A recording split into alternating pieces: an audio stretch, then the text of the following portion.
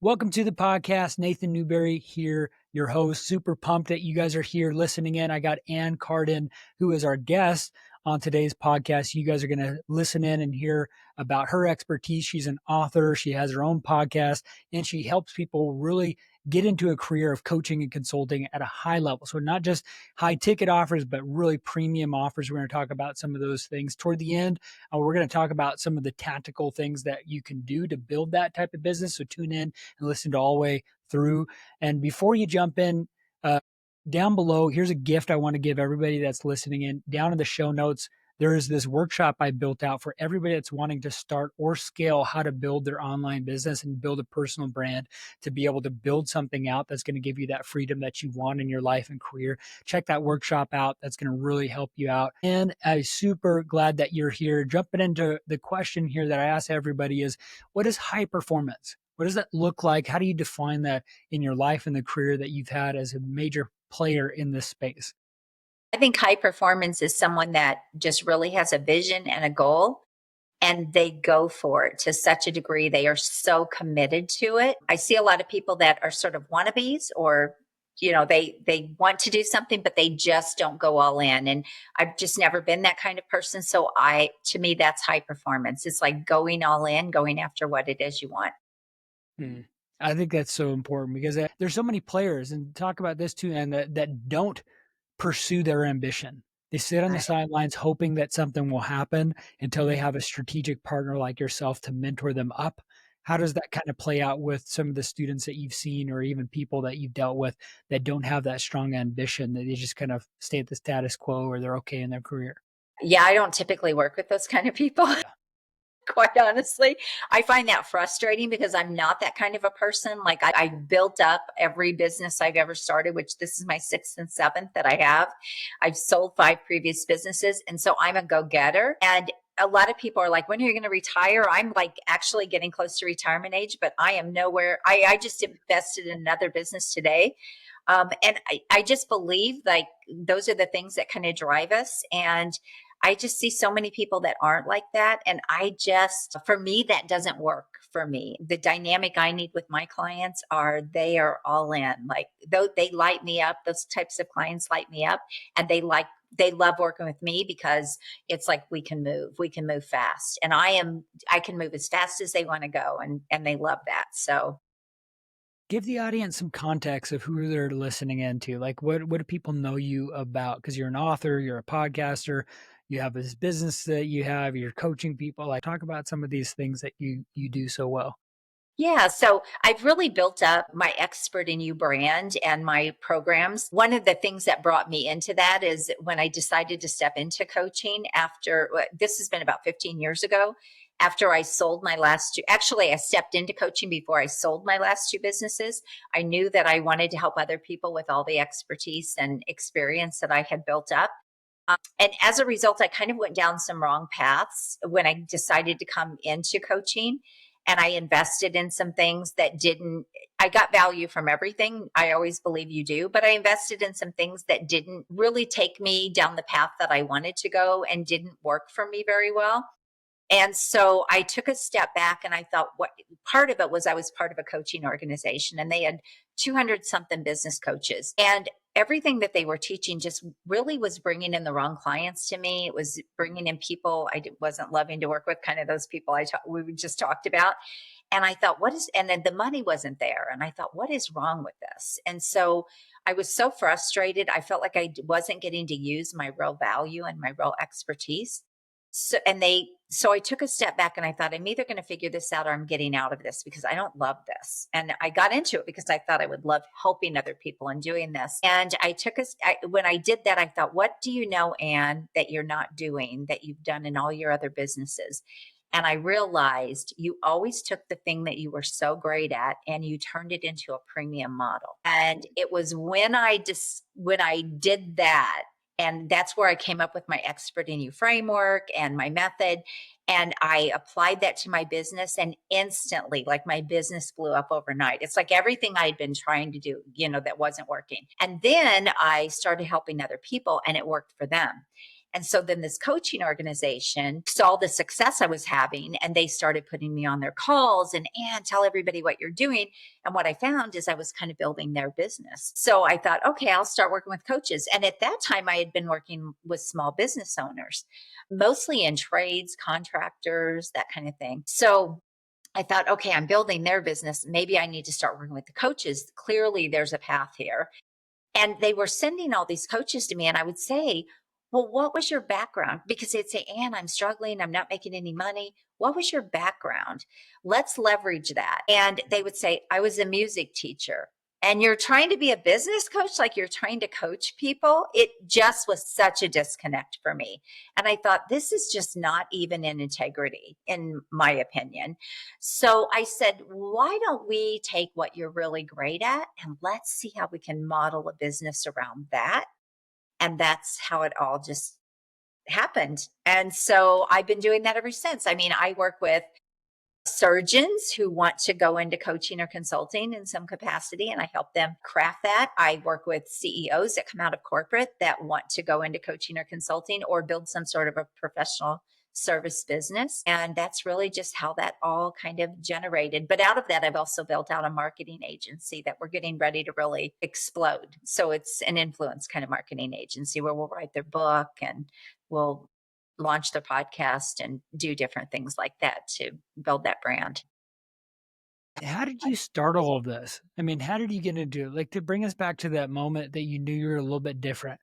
Were you selling Girl Scout cookies at the beginning? How did you? To do all that. I made my first money this is so funny. This actually came out on a podcast. I didn't even remember this, but I was maybe 7 or 8 years old in our we had a neighborhood, kind of a subdivision. And I learned how to make these paper mache balloons where you tear up tissue paper and you soak it in flour and water glue and you put it on a balloon. And then when it dries, you pop the balloon and you've got it sounds so Yeah. crazy, but yeah, I'm old. So what can I say? So I learned how to make these. So I thought, I'm going to teach the kids in the neighborhood how to make these.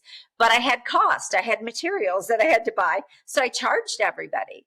I charged the kids in the neighborhood and they came into my basement and I taught them all in these craft classes how to make this stuff. And that was when I realized on this podcast, wow, I was an entrepreneur even at 8 years old. But I always made my own money. Even as a kid, I always found ways. Like I sold flower seeds and I sold garden seeds door to door. And I was a Girl Scout, although I didn't get paid to do that, but I sold cookies. So I've always been in marketing and sales in some capacity. I've always made my own money, even from little on, babysitting or cleaning houses or whatever that was. But I did go the corporate route for 13 years in business. I was in business management and retail and got out of that when I had kids and wanted to be a mom. And financially, we were struggling. And that was when my first real business started. Yeah. I hear quite a bit people talk about this, and I want to get your expertise in it, where it's like focus on one thing and do it really well, and then after you built it, then you can move on. But there's this part that's hard for an entrepreneur to stay committed to one lane because they have all these ideas and dreams, but then they do burn themselves when they spend too much time on too many things and never become an expert and never make any money.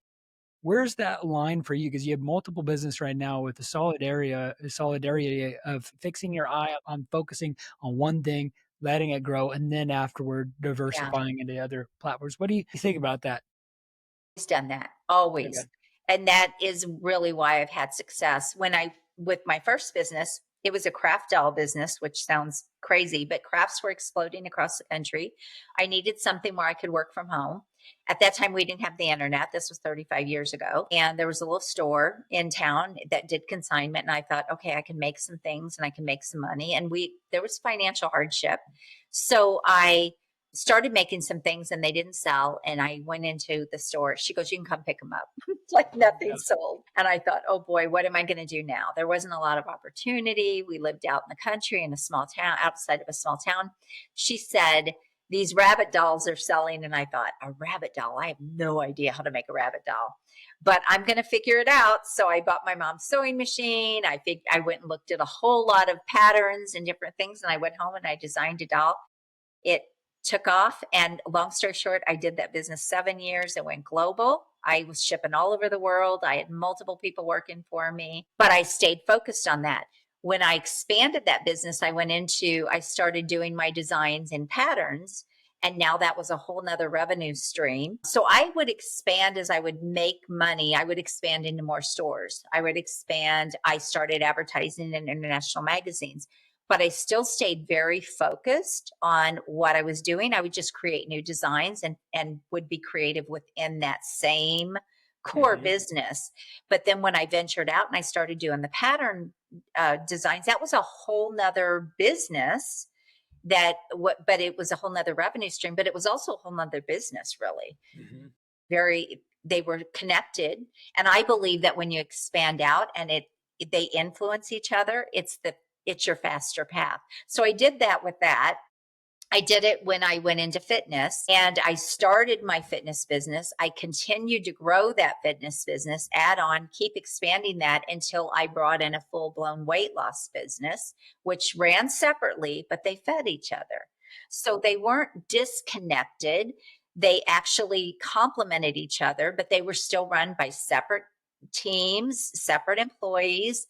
But we worked it where they fed each other. So just an idea, Nathan, back then, I even created, this was, I don't know, 20 years ago, I had a $12,000 fitness program. That was unheard of back then, but it was the way I was able to take what I was doing and expand that to the point where it just made so much sense. So that's when I talk about it was always premium. I learned that, way back when, and I had my first $1 million offer called Body Blast when I was in fitness 20 something years ago.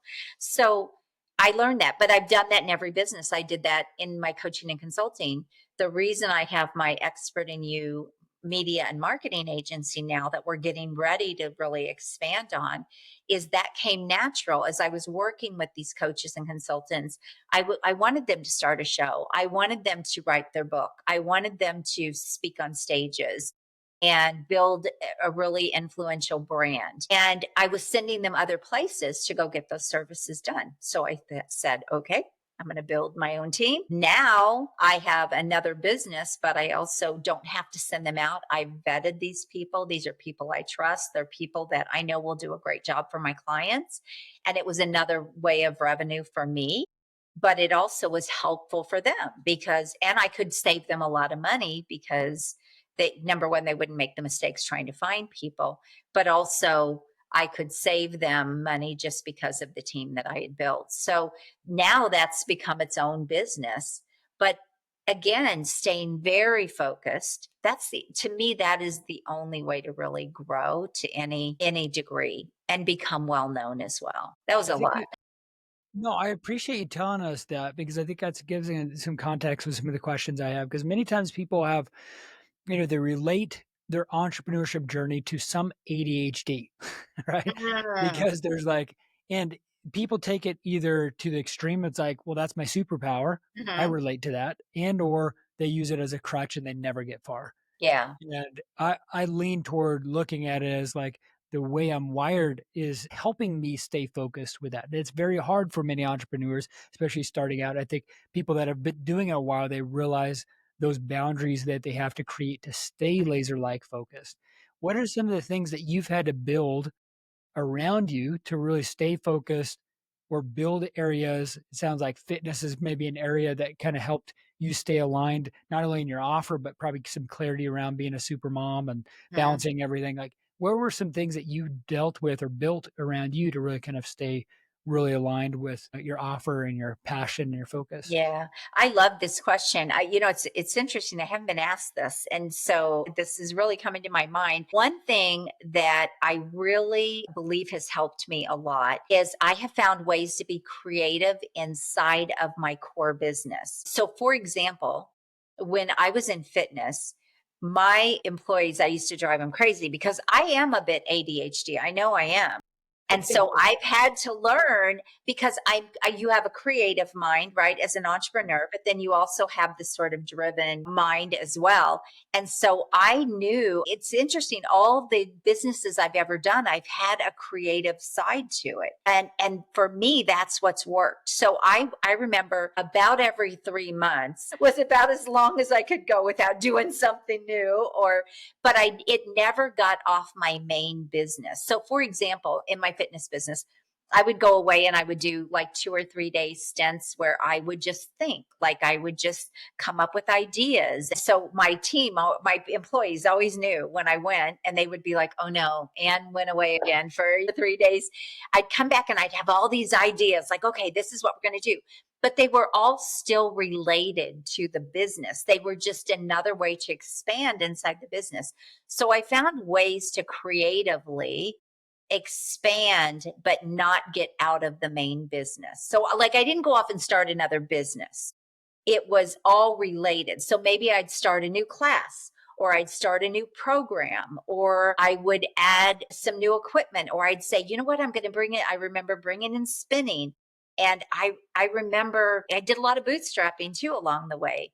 And I remember before I brought in those spin bikes, like this was a new thing. They had just come out. It was very expensive to bring in to buy spin bikes at that time.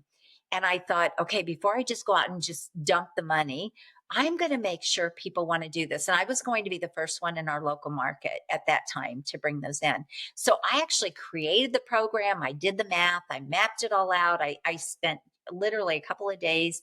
Okay, how would I structure this?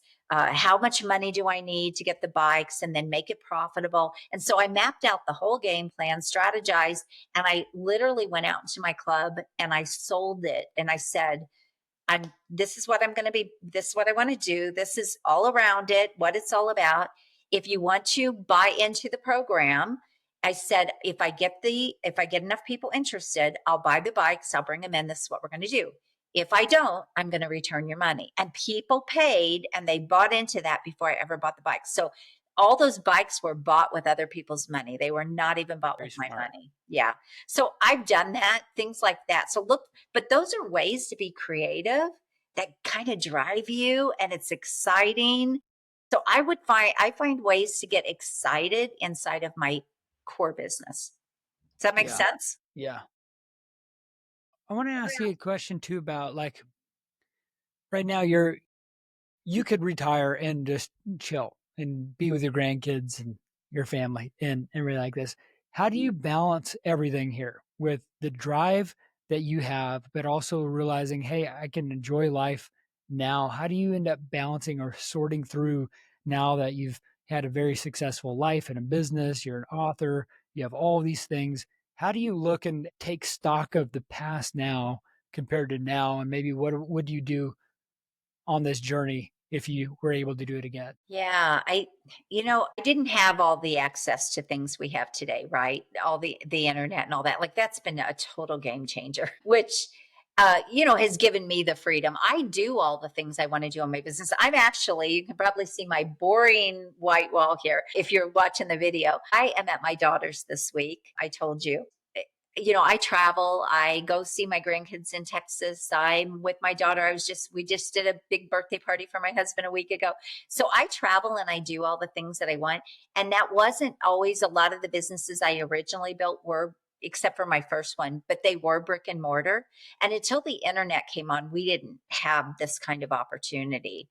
So now you don't really necessarily have to have that. You don't have to have a brick and mortar business to have a business, right? You can have a business working anywhere. So I don't know if there's anything I would have done differently, really, because it just wasn't available.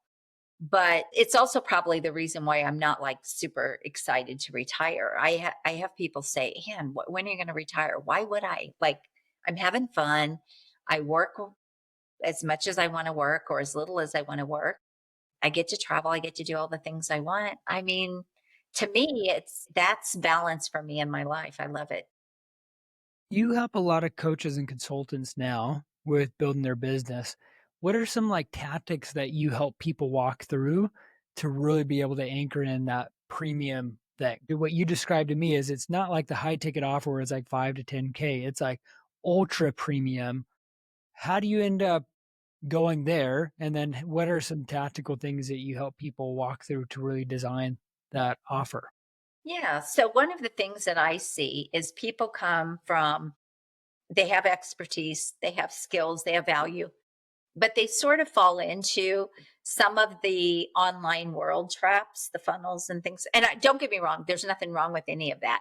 I just don't teach a volume business. I teach a premium business. So I extract the value that they have. We will do one of the things I have people do before they work with me is it's kind of like a brain dump in a way. They fill out forms that give me all of their everything they've done and what awards have you won and what have you done and what have you been what have been the results you've had with clients and if they are in coaching or what's been your experience. So they kind of do almost like a expertise dump or a brain dump for that. And then we start looking at, okay, what are the things you really love? And what are the things you really want to do? Like, what are the things that light you up? And we start crafting that into something that can become very high value. And when we do that, then we just determine who would that be for? Where does that align? How do you want to work? How much do you want to work? Like all of that becomes part of that whole strategy. But I mean, it's so amazing to me how many people are selling things they're giving, like literally giving away their services for such small amounts of money. And there's a premium market out there that would pay them hundreds of thousands of dollars. Can I tell you a story? Yes, yes, please. So I was on somebody's podcast one day and she was running a social media marketing agency. And we're talking about just this. We're talking about, people giving away their value and they don't charge for their best stuff. A good example is a social media manager that knows how to do strategy and things like that, but they give that away to get the client. And so I was just kind of talking about this. And I mean, it was like I saw it on her face the minute I said this. And she said, "Oh my gosh." In fact, I'm putting this in my book now, this story. She said, "I have been giving away my biggest value for free." And she was brilliant. She had a psychology background and she could actually help clients get people almost 85% sold by her copy and the stuff and she was giving that away. So after that call, she said, "Okay, we need to work together. I need to help packaging and how to market and sell that." So long story short, she went back to a client that she was making a few $1,000s, an existing client she was making a few $1,000s a month on. And when we restructured all that, she turned that into a $413,000 client. That's what I'm talking about when I say people give that away. So it's about really discovering what that value is. What is the value to the client? And then what is your expertise? How are you different? It sounds like the same basic stuff that people are creating for high ticket. Okay, what's the value you're doing and how are you different? And it's all the same things, but it's just at another level. It's not a piece of what you do, it's the best of what you do, if that makes sense. That makes sense? How do you balance like the cost ratio? I mean, there's the high ticket offer in the space of like 5 to 10K, 20 to 30, but then you're offering like 40, 50, $100,000 offers. Mhm. How do you justify that with the clients you have? It's not is it a mindset thing that they need to just get over, that just they need to have that ticket offer with an extra zero to it? How do you go about teaching people that it's okay to charge premium amount? And then Mhm. how do you acquire those clients that say, "Yeah, sure, I'll cut you a $50,000 check." How do you go about that?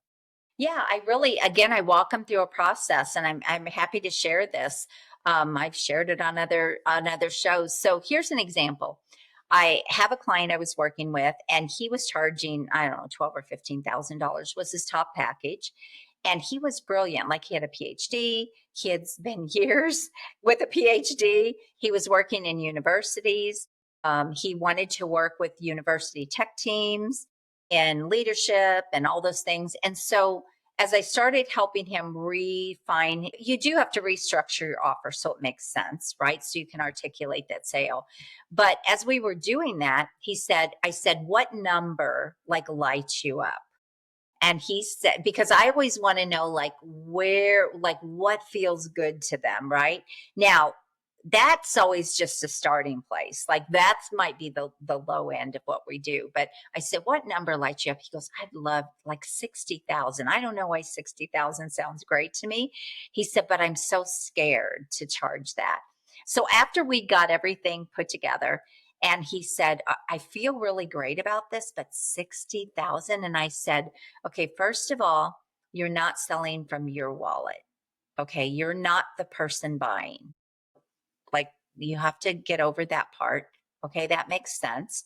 I said, when you have worked with clients in the past in this capacity, I said, give me an example. When I already knew this, but I'm just walking you through the process.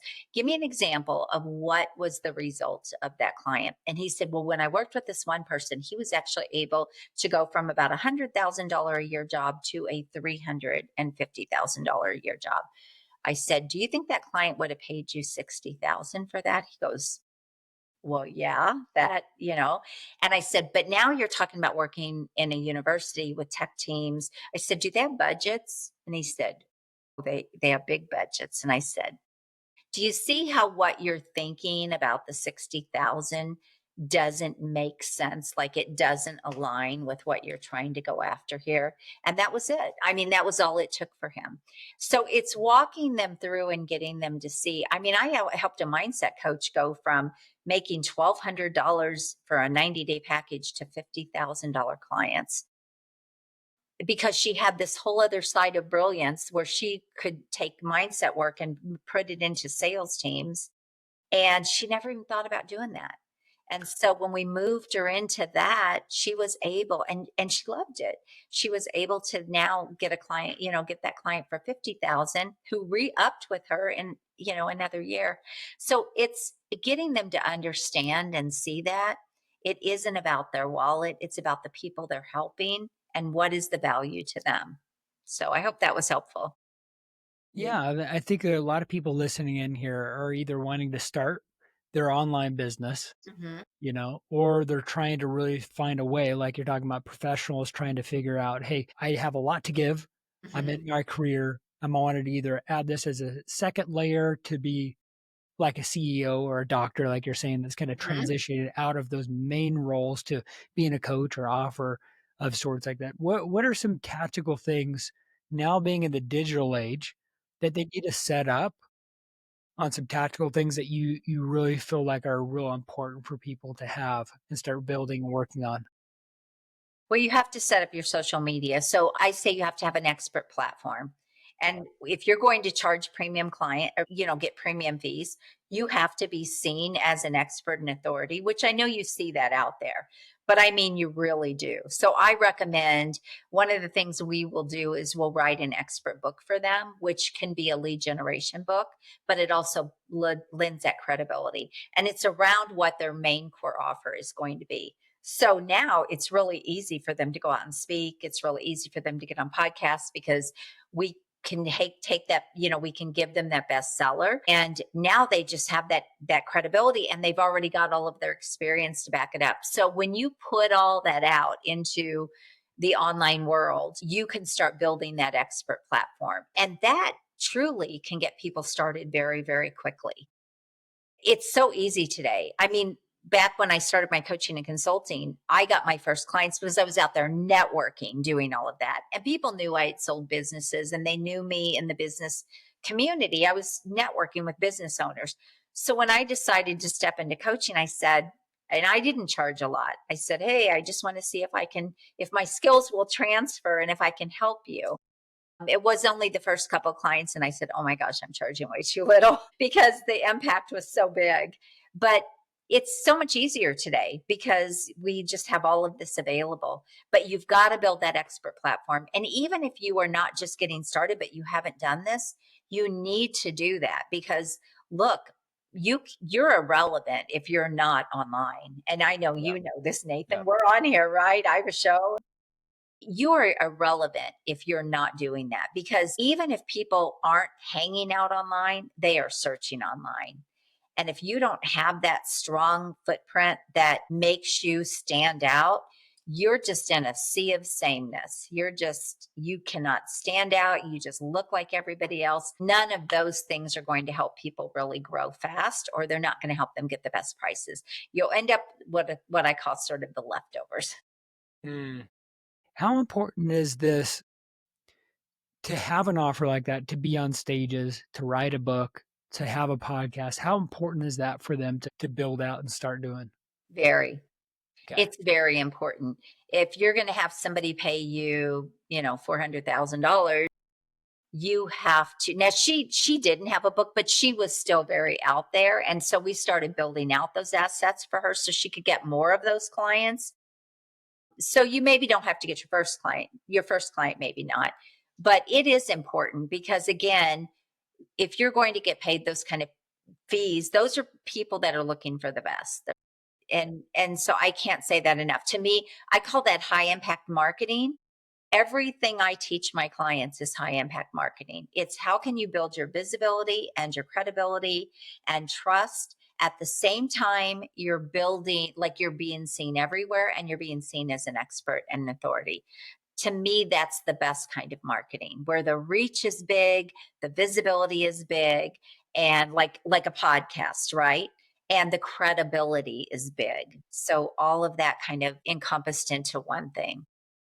You get some people that say, "Hey, it's always hard to learn this new thing, to be online, to put myself out there, to write a book, and all the energy and time it would take for me to create reels and YouTube videos and podcasts and stuff." Like, how do you walk people through the importance of them learning that and getting involved in those worlds?